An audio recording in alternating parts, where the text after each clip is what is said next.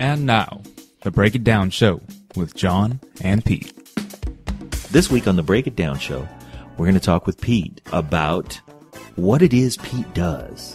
You know, whenever it is we talk to us, we always have our man George Whitney in studio. That's right. So, George, you're going to be the host. Okay. And you're going to host Tonight with Pete. What do you do for a living? What do I do for a living? I talk to companies. I consult with companies about culture, what their organizational goals are, and what really the ground truth is. That's what I deal with, is ground truth. Culture matters, and it affects the bottom line a lot. Culture is everywhere. It affects every part of your business. Everything, pretty much anything that you can't define with DNA is defined by culture. So if you don't count for it, it's being accounted for, and it's likely negatively impacting your business. You know how they say anything that you don't measure doesn't ever get fixed. So you have to understand culture. You have to measure it. Companies typically don't have any clue. They'll send people overseas. They've got no clue how to interact culturally with people. And I don't mean shaking hands, right? How do you deal in a different environment? People that want to understand the ground truth, people that want to measure what they're really doing, that's what they hire me to do. They come in and they say, help us understand this. Teach us how to do it. If you're going to break into a new market, yeah, I could certainly go out and talk to the people and give you an idea what that culture looks like and find ways that you can blend directly in. There are always cultural magnets, social magnets as well, that move people towards things. You know, look, if you want the Taliban to not blow up a school, you call it the Mullah Omar School for Girls, because they can't harm Mullah Omar or Muhammad's School for Girls. You know, you name it within their own religious requirement, and they can't touch the place. Right.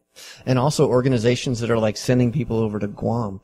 If you go over there and your hosts offer to cook you a meal, yeah, you don't say no thanks. You better eat it. You better be ready for seconds. Right? So you help them avoid those faux pas. Well, those faux pas for sure. A lot of that stuff's in books, but to work culture at a higher level, I can't be from Guam. I wasn't born on Guam. So I'm not going to try to do that. I'm going to go to John's family. I'm going to say, I'm from America. I'm a funny guy and I'm here to learn, but I'm not going to try to be Guamanian or Chamorro. I can't. But I can be cool. I can be polite. And those people are going to take a liking to me. That's what being good at culture is about. It's about being able to immerse. Look, you have to be willing to see cultural differences, actually be able to see them, be willing, see them, and then learn how to leverage them to your advantage. And nobody is talking to a corporation at that level. There's no one in that company that knows those kind of things. If you want to be better at those things, you have to have someone like me come in and show you. And here's what someone like you is going to come show somebody who brings you into their company, because you said a few things probably nobody understands the subtleties of. First of all, you're not born in Guam. You're born on Guam. And you said you weren't born on Guam. Right. And so somebody who's from Guam is going to go, well, at least he gets us. Yeah. And then you said, well, I can't be Guamanian, or I can't be Chamorro. Right. Those are two different things, and you specified that you couldn't be either. Yeah. And somebody who wants to realize, or somebody who is suspicious of you, is going to say, well, at least he gets us. Yeah. And those little subtleties are the things that sometimes leaders in companies get made fun of a lot by their subordinates, and their subordinates make fun of them typically because they don't get the subtleties of the culture that the subordinates live in. Sure. I allow myself to be wrong, and I wish I could think of his name right now, but one of the things he says, and I say this all the time too, is I test. I'm assuming that I'm missing something, because if you don't, and if you think you've got it right, I guarantee you, when it comes to culture, you're getting it wrong, because it's too challenging. And that's how you pick up those things about Guam. I paid attention. I mean, you're from Guam. I can learn those things from you, and I know that they're important. I met a woman who was born, she said, I was born in Guam. And I said, you're not Chamorro, are you? And she said, no, I'm Korean. Perfect. Yeah. You know, and those are the subtleties. You'll blow right past them. Right. If you allow yourself to be too smart for your own good. You have to allow yourself to be fallible, and you have to allow the room for the other person to be smart and to teach you. Who doesn't want to teach you about their own world? Right. Everybody. You know? Yeah. Everybody wants to spread their culture. Yeah. If you let them. Right. If you let them break bread with people, and then just be interested in who they are. I don't know the first thing about Islam. That might be a total lie. But I would love to learn it from you. Can you teach me? It seems like it's important for me to know this because I'm here with you. Can you teach me what you know? Yeah, I'll teach you about how complicated it is here to get a divorce and why we don't do it. What? What are you talking about? And then you're off on this journey and you get a huge understanding that you wouldn't have gotten if I just try to act like if I just say, come on in, you've got to do better than that. You've got to create commonality between people. You've got to communicate with them. And you can't communicate if you're smarter than they are and there's no room for them to be smart. You're doing a lot of writing for sources, right? Yeah, I've been doing a lot of blogging lately. Also, we're about to present an academic paper at Fort Leavenworth, Kansas regarding a topic. Basically, the topic is female empowerment in conflict zones and ethical pitfalls therein. And it's an ethics conference. So my research partner Rich and I are going to present that probably a couple more times throughout the nation. And that's an important circuit, for a couple different reasons. One is, I think a lot of people don't understand there's a lot of education that goes into a military leader. When I worked in the human terrain system, one of the things that we had were a lot of PhDs that came in and most of them had no real practical military experience. And so they thought they would be the smartest, most educated person in the room. Turns out, you've got a major that went to MIT. You got a full fellow from this university over here, a Stanford grad over there. A real pedigree of education. And like I said, anybody that's a colonel or higher probably has 2 master's degree and is either done or about to get a PhD. The military constantly self-develops. They constantly mentor people. A lieutenant colonel is going to run his battalion, and while they're out there trying to kill people and solve problems, he's looking at another lieutenant, a lower guy, and saying, you need to start publishing academically right now. So bring me what paper you're going to do. So they constantly push an academic agenda. So to be able to get in front of those people as they're doing these things and put in front of them a real tactical problem that's tough to deal with, like female empowerment, it's a treat, and it's an honor to get a chance to get these guys' time because they are super busy. They don't mess around. Yeah, and I don't know, in the military they call it ops tempo, right? That ops tempo that a military leader has is incredible. I mean, yeah. Speaking as a former state federal guy, I can say, I had to get a 4-year degree to do a few things. I had to get some specialized training to do things, but those military leaders are really, and the folks you're working with, the courses you're teaching, the seminars you're giving, those folks are rolling through stuff very regularly. I mean, even their assignments are changing every 2 years, right? Yeah. I mean, a friend of mine just graduated with a master's degree from the Naval Postgrad School. I want to go back a little bit before HTS, but if we could, I think maybe it'd be great to start with that moving forward. You've been involved in this human terrain system type of work for quite some time. Sure. For folks who aren't used to that, could you just give us a summary of what that's all about? One of the things we realized when we were doing these modern fights, Iraq, Afghanistan, that kind of thing, is that social movement was important. We had to understand better the people that were on the battlefield. So they call it the green layer. Not the enemy, not us, just the people that are out there that are living their daily lives. And how do we deal with those folks? And the military is just not built to deal with that stuff. If you're a tanker, you're out running around in tanks, learning how to destroy things with tanks.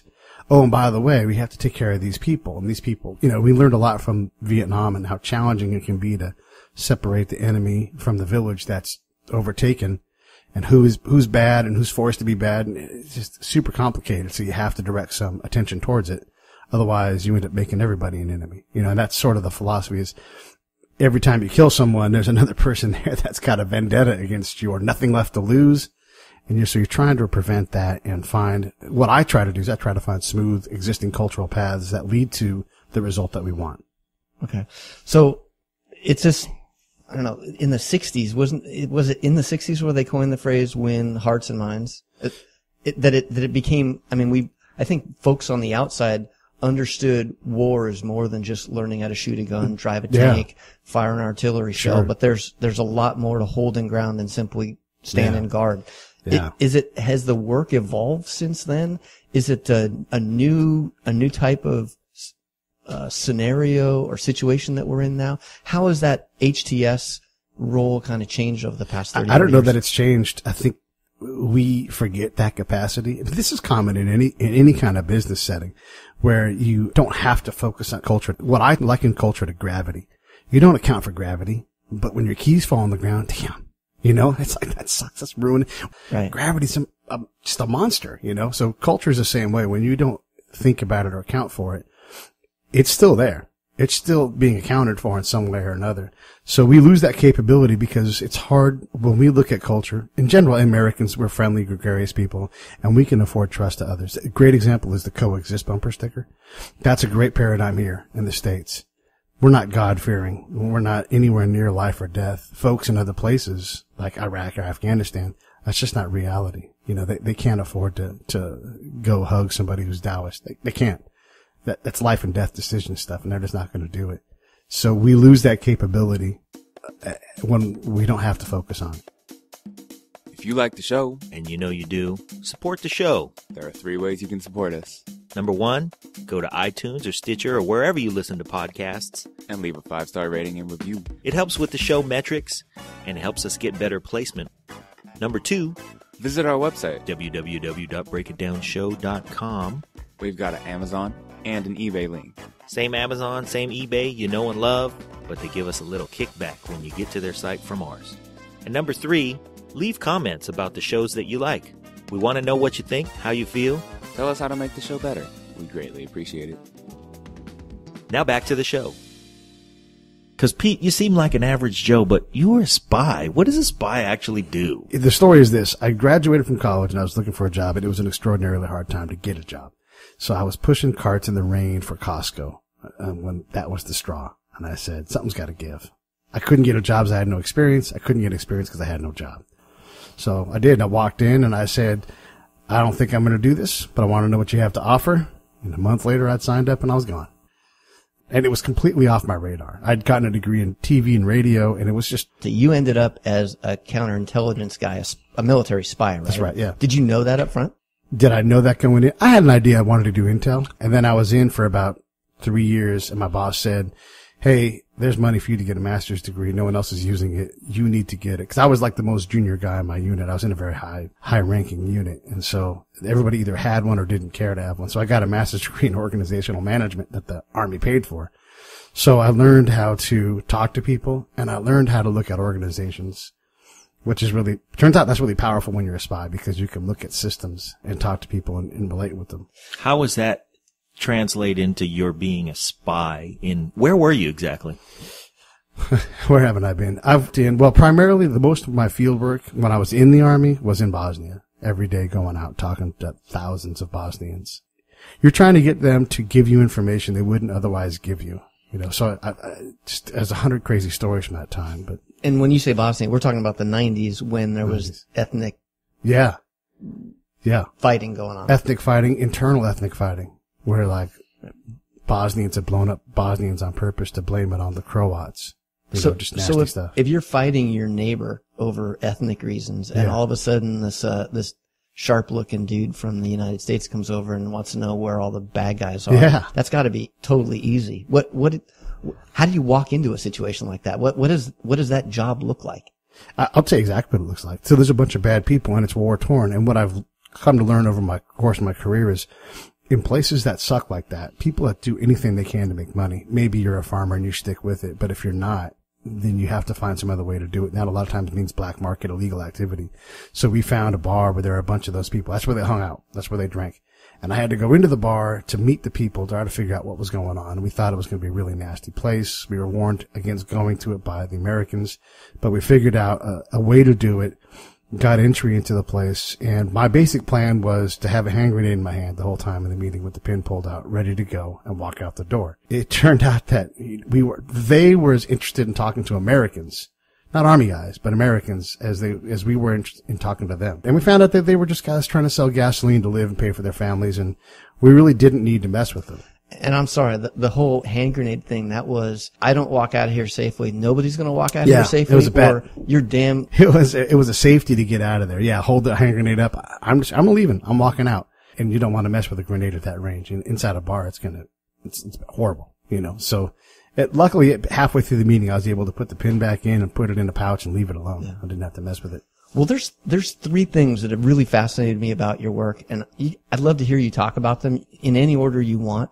But I don't know, the ones that are coming off the top of my head first are, you've seen something that few people get a chance to see. You've looked at pure evil. Sure. Right in the eyes. Yeah. Many times. Oh. And I think I don't know if you can put that in in a can, and share that experience. But I'd love to talk about that. You've also experienced something that it's really hard for folks here in the United States to maybe get.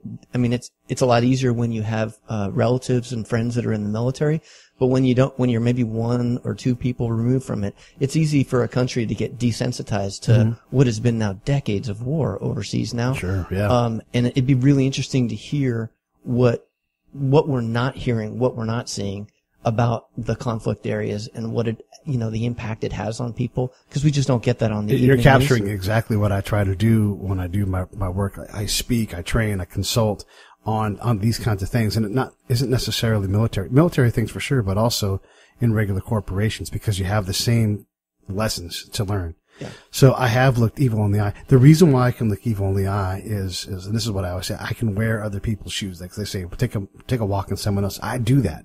Not everybody can. It's just a trait that I've built up from my time working overseas and in places that suck. You have to talk to bad people to find out bad things, but you can't talk to bad people if you're not believable. So I'm able to get meetings with people that shouldn't otherwise talk to me. And it's the same thing with our show. I get people to talk to us, and John and I are like, how the heck did we get that guy? Yeah. We've had some really, really fascinating guests, and the common denominator, because we've had fascinating guests from policymakers who were, military generals. We've had filmmakers. We've had authors. And the common thread is, by the time we're done picking them apart, they go, that was a really good time. And we have yet to have a single guest, and we're, including shows in the can, we're 81 shows deep. We've yet to have a single guest who didn't say, I'll do that again. Yeah. So it's been not only an education for me, because I've enjoyed talking to all of these guests, but part of the education has been the breaking it down process, where we get people to open up to what it is that's made them successful, the vulnerable parts of their career or their work that we appreciate, and then have them at the end of it go, like it was a therapy session that worked. But when you look at the office environment, how closely does an office environment translate? Because your graduate degree's in organizational management. Sure. Yeah. How closely does it? I've looked pure evil in the face too, because I used to work next to this guy named Steve. Sure. And he would eat seafood, and then he Right. would throw his lunch garbage away in my garbage can. Yeah. Pure evil. Pure Yeah, evil. absolutely. That was as close to pure evil as I looked in the face Sure. working there. But when you look at organizational structures, how closely does that office environment mirror in some way, or does it even at all mirror in some way the family and tribal structures that you It have to deal completely with? does. You think about HR, engineering, sales, those are all tribes. And so when I would go out and work, I'm talking to Iraqis, I'm talking to Afghanistans, I'm getting these guys to trust me. And that's something, because these people die when they trust people. So Americans, it's simple. We just give trust out. And there's different levels of trust, and we can get into all that. But the thing is when you go out and talk to Iraqis, you have to work deliberately and accurately, and there's so many cultural things you can use to your advantage. But you have to find those things out. And part of that process is creating a cultural acuity that just is uncommon. All those things said, the bulk of my time when I worked with the military, I was studying us, our approach to them, our internal thing. Because I can look at our organization, I can look at a commander's objective. We're going to create stability. We're going to, use these things. We're going to paint the government center. We're going to do some medical operations, and these things are going to stabilize the people. So then I would take those organizational goals and results, and I would go look for them with the Iraqis and the Afghans. And sometimes I'd literally be less than a quarter mile away from the government center, and I would say, hey, tell us the last thing the government did for you. And the guy would laugh and go, that guy owes me money. We don't handle anything with those guys. So it's the same thing in organizations where you get so internally focused on your own success, and who's allowed to say, hey, I'm screwing up in my section. We're really doing a terrible job. So what happens is that the ground truth gets muddied, and a CEO, a director can't get the information they need. I don't have to necessarily even fix the problem. I just have to identify this is the results.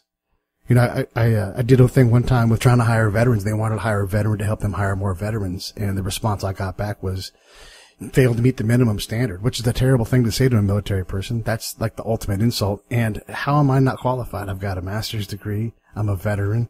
You know, I've got a sales background. So the CEO instantly pokes his HR person and says, you need to fix this.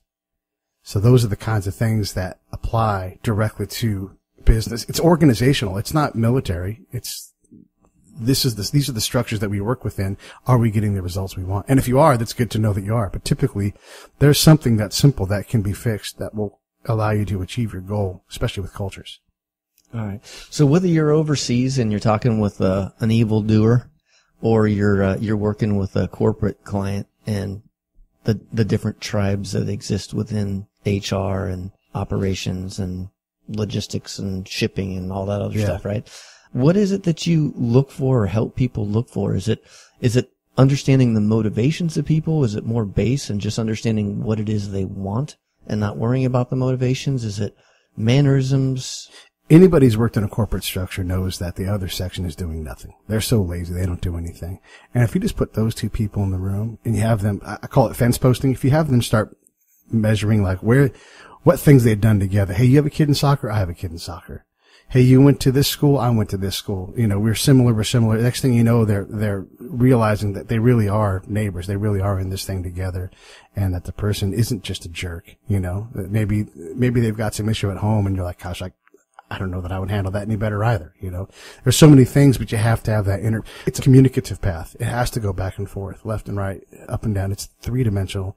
And if you don't look at it that way and you just shout, you just broadcast, then no one hears you. That's where my undergrad degree comes in, is understanding that messages are received, processed, and sent back in some form or fashion. But if you're not listening, and this is what leadership does a lot, right?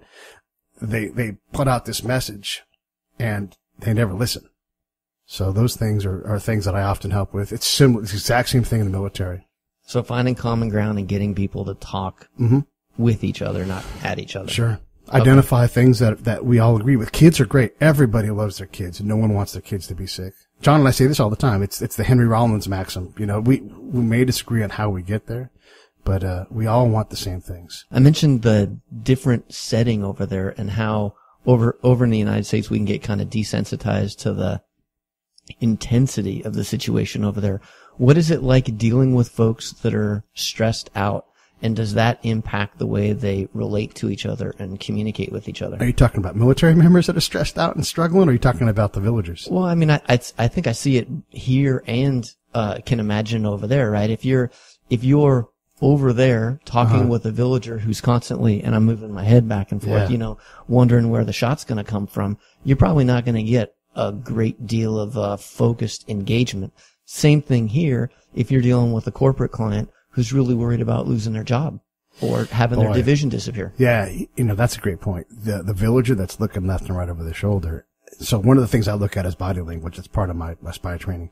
And I look for those uncomfortable things, and I think, okay, this is where we're going to start. You know, I can do that. I can take time to say, let's figure out what this guy's issue is, instead of the military person who's got an objective. We have to go forward. We have to give these books out. We have to paint that thing. We have to put in a well.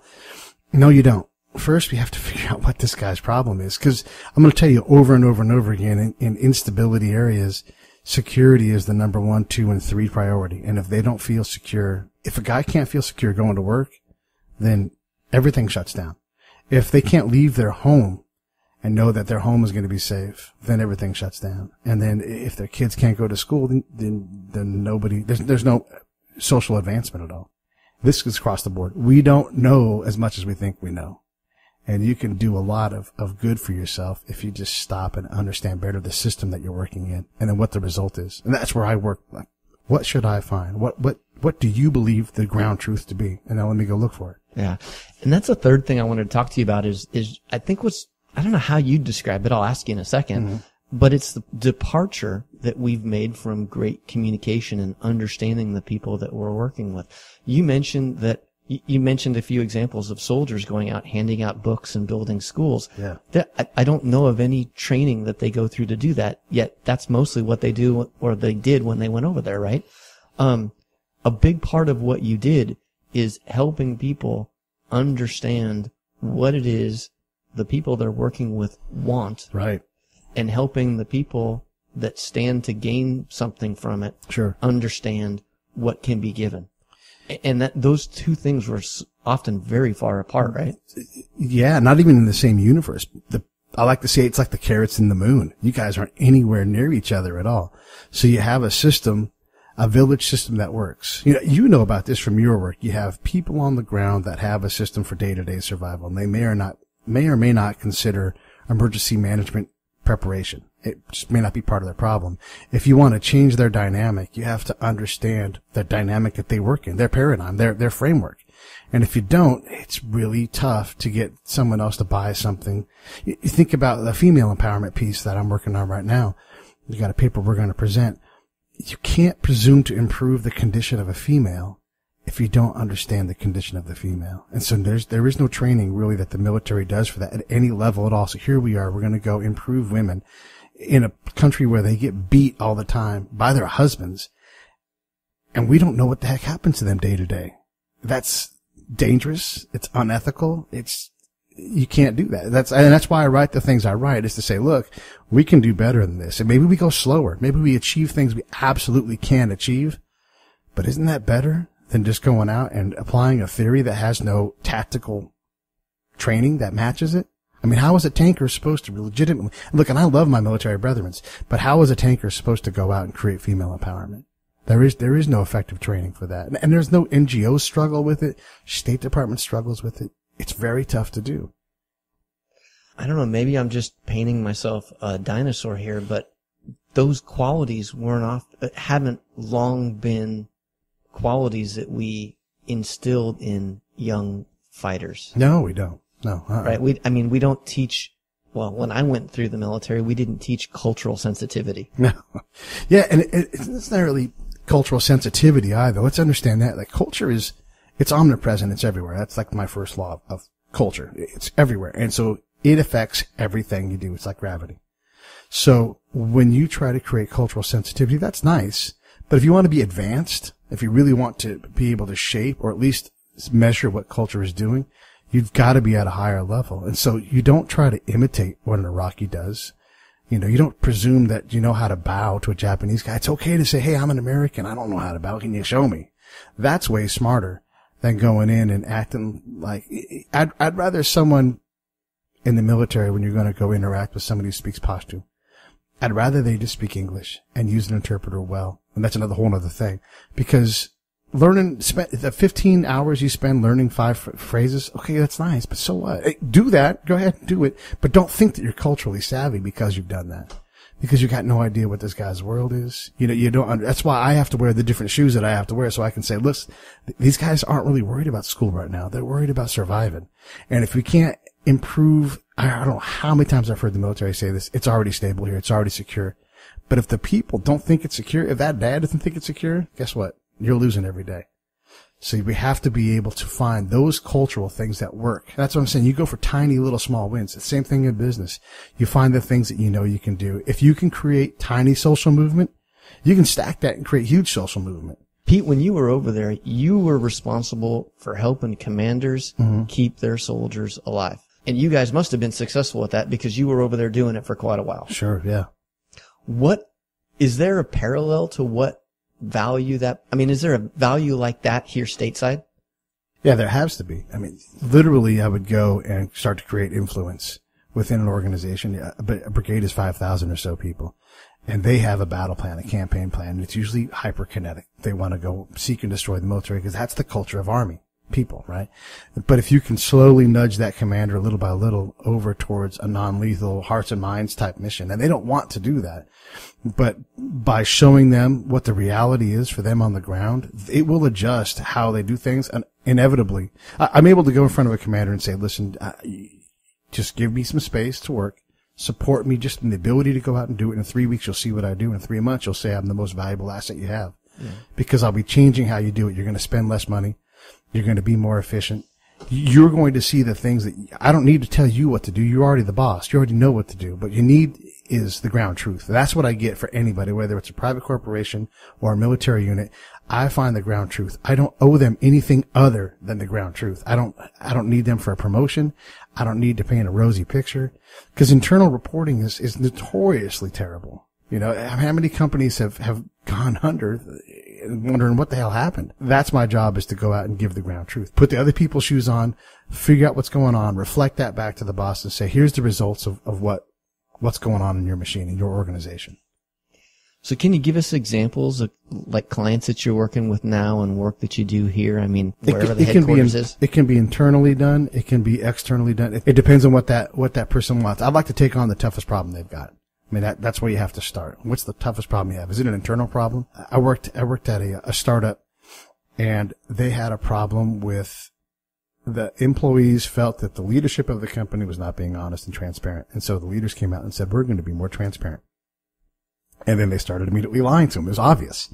And so the employees, this company, by the way, was sinking and was about to go out of business, but they couldn't help but be dishonest. And then they did the same thing as they communicated outwardly too. They would communicate with the people. It was like a gig economy kind of company. And so they would talk to the people that provided the service that they promoted, but they were dishonest with those people, and they didn't ever listen to them. They just wrote these messages. So they were culturally corrupt and inevitably going to fail. You could see it a mile away, because they couldn't give a solid, truthful message if their life depended on it, because there wasn't one to give. The company was going out of business, but they tried to paint it like it was something else. And you could hear it if you listened for it. You could see it in the body language that the boss had. So there's a, I don't know, a catchphrase, a profession that's kind of gaining more use now, conflict resolution. Right. Are you a conflict resolution guy, or does it go broader than that? I think it's more organizational development. You know, what are you trying to accomplish? What effect are you trying to do? And let me go measure for the effect and the affect, because the affect is more important a lot of times. And when you're working with companies to help them achieve their organizational goals through these methods, yeah. Do you find that these organizations usually have them in place, or do they need help putting them together? A lot of times I'm just identifying the things that are going on. The bosses almost inevitably don't need a suggestion from me. I'll have something ready for them, but they'll already know what to do. They already intuit it. They know, just like I said, you can't out Iraq an Iraqi. I can't out George a George. I can't out CEO that person, that CEO, that they know their company better than I do. I'm glad to advise and create some things, but they know that stuff better than I do. So my job is to give them the ground truth. And it's proved invaluable. Every time I've talked to a commander and worked with them for any length of time, I've changed how they approach their problems. I've reduced their spending. I've gotten their people to be people that thought they were doing a great job. We all think we're doing a great job when we work in stability zones, right? But the reality is it's so exceptionally tough to do this, and when you aren't trained for it, it's better to do tiny little things well and repeat those things that you can do well over and over again rather than take on big projects. And that's proven to create a ton of efficiency. And when people don't do it, frankly, they get killed. And I write those stories all the time. Yeah, and it takes a pretty conscientious leader to be able to acknowledge that they might not have the pulse of the troops, right? Or the community that they're working in. A commander is so powerful, you can't give that person bad news for long, because they're going to replace you, because you're not advancing them towards the mission. It has to be somebody from the outside. And I found that to be true in the civilian sector too. Someone like me has the freedom to be honest. You know, one of my things is I'm rugged, I'm candid, I'm collaborative, I'm funny. You know, those are my four main traits. So if you want candor, it's really tough to find people that can afford to be candid inside, because they've got other interests. So you have to have that from the outside, or you've got to train people to look for it. What do you think about you resonates with them? You mentioned a number of characteristics there, but what do you think it is that really draws people toward you as you provide the service? What do I think draws people to me? Yeah. I mean, what makes a leader say, oh, well, you know, I hadn't thought about it like this. Well, I'll tell you what makes me uniquely qualified. This is what it is. I'm able to wear other people's shoes and see their lives and bring them to you. And I've done it in a place where people want to kill me. The most dangerous, complex, cross-language, cross-cultural, international, the most unstable places in the world. And I'm able to go out and find simple things that accomplish the goal. If I can do it on the side of a mountain in Afghanistan where there's no help for hours, where we're out there and I'm surviving on my own ability to integrate culturally, then I can do it in a place where it's not nearly as lethal. And it might still be as hazardous, for a career, but the bottom line is this: there's people that have looked me in the face, wanted to kill me, and I've been able to talk them down from that and have them start to trust me and say, okay, this guy really is trying to help us. I don't know people that have that kind of experience. No. I mean, I've got over 1,000 missions outside the wire talking to local nationals that are living a life of complete chaos.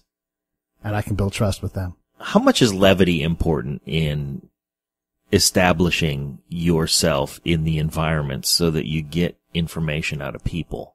Because I see you use it all the time. Man, I love levity. I use levity as a tool for sure. And this is how I look at these things.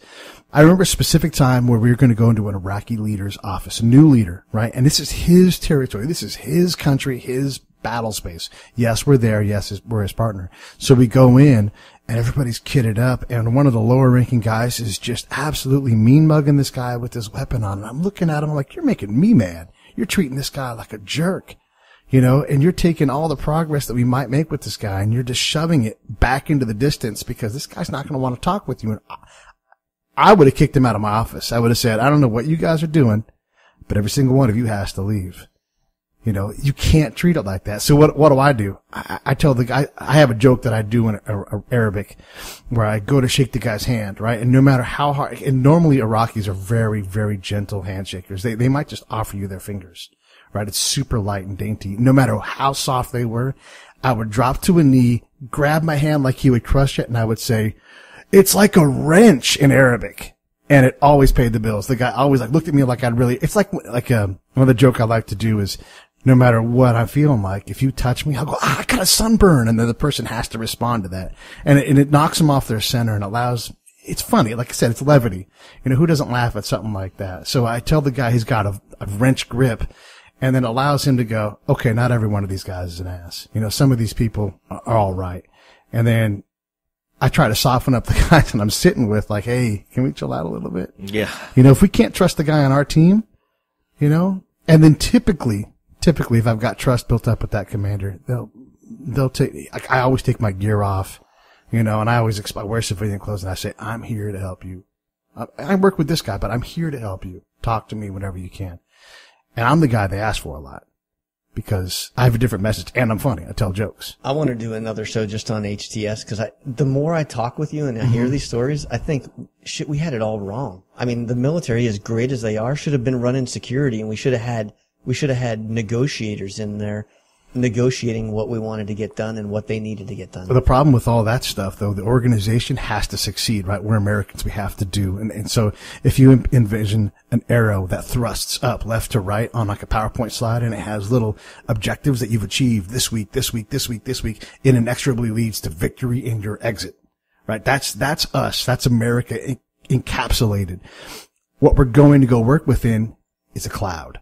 So you got this giant blue arrow that's got all this stuff on it and it just shoots right through that cloud and they never even realize that there's nothing there, But if you slowly go into that cloud and you work within it, you realize that you don't have to do all those 50 things, a thing a week. You don't have to do that.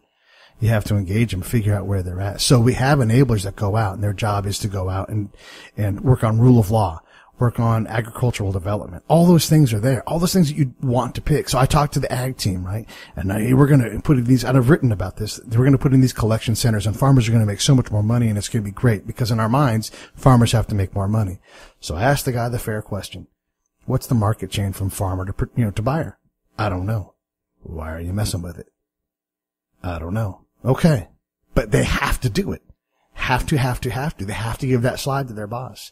You go to any State Department outpost, they're going to have all these pictures of all the great things they've done.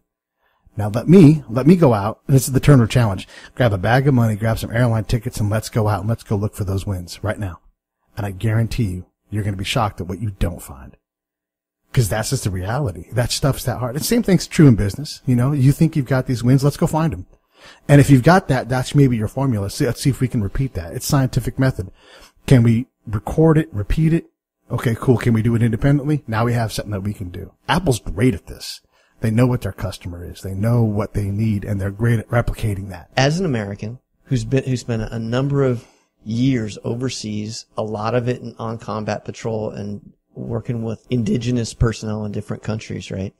What do you think about Americans? Are we the type of, do you see us as the folks that go out there and just really have to accomplish something? Or would you describe it as? No, yes, I would describe it as that. I mean, I'm wondering, are we over there really trying to drive towards some objective? Or are we genuinely trying to help and can't figure it out? There's a book by Michael Oren called Power, Faith, and Fantasy. And he goes back to the George Washington days and our interactions in the Middle East. And we've done the same stuff. The cultural training we get is the same pamphlet and manual. Basically, they've given out for 100 years. We've gotten no better at this stuff. We try to fix things by doing things. And in a neighborhood like that, like the Middle East, doing isn't, if you read or watch Lawrence of Arabia, you'll understand that they say God decides these things. They're very fatalistic, and they'll say in the big line in the movie is, not everything is decided by God, because Lawrence goes off back into the desert to grab a guy that's going to die and he brings him back.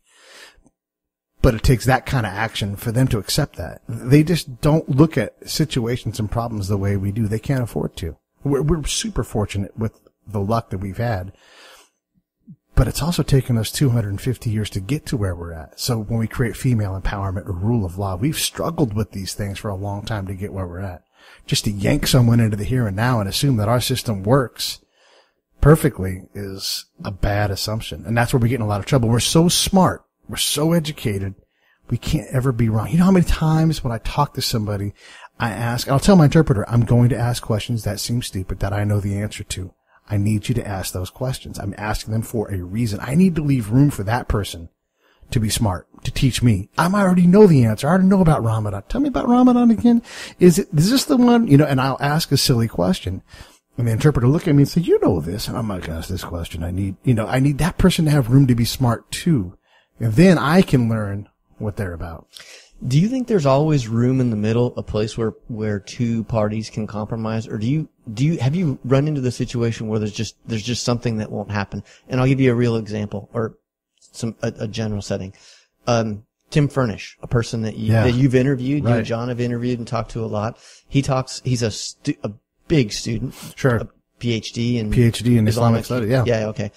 He describes his understanding of Islam and the Muslim world as an apocalyptic religion. It's a religion that's younger than Christianity, right, but has a very, very clear vision of the end, who's on the team and who's not on the team, right, and suggests that there's just a lot that's not negotiable.